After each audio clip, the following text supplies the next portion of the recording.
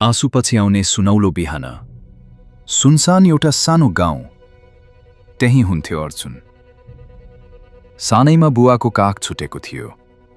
बुवा गएका दिन आमा रातभर भित्तातिर फर्किएर रुन्थिन्। छोटो टाटोमा बिचरा अर्जुन आमाको आँसु पुछ्दै भन्थ्यो, आमा, म छिट्टै ठुलो मान्छे बन्छु है।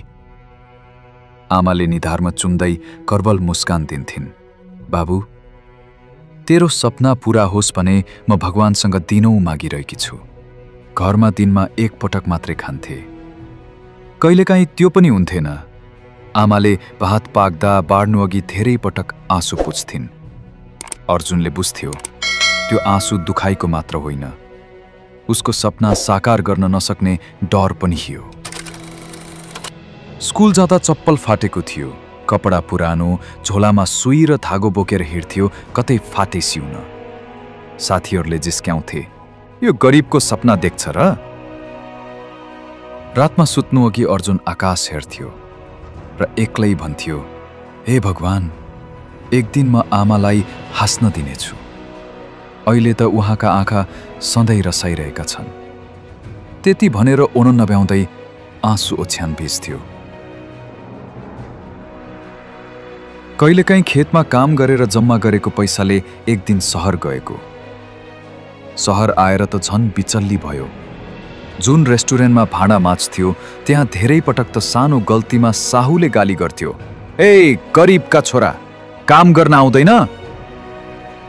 अर्जुन मुख झुकाएर भन्थ्यो, साहुजी, म सिक्दैछु। घरबाट आमा फोन गर्नुहुन्थ्यो, सोध्थिन, बाबु, खाना पाइरहेछस्? अर्जुनको आँखामा आँसु आउँथ्यो, तर जवाफ दिन्थ्यो, आमा, ढुक्क हुनुहोस्, म राम्रो छु। तर त्यो राम्रो छु भनेको शब्द मात्र थियो, साँच्चै त भोकले पेट पोलिरहेको हुन्थ्यो। वर्षौंको सङ्घर्षपछि एउटा कम्पनीबाट फोन आयो, तपाईँ जागिरका लागि छानिनुभयो। फोन राखेर अर्जुन बेसरी रोयो अनि दौडिएर फोन गर्यो, आमा, हामी जित्यौं। फोनको अर्को छेउमा आमा घुँटामा बसेर पक्कानिएर रोइन्, बाबु, तैँले त भन्या थिइस् नि, दुःखपछि सुख आउँछ भनेर।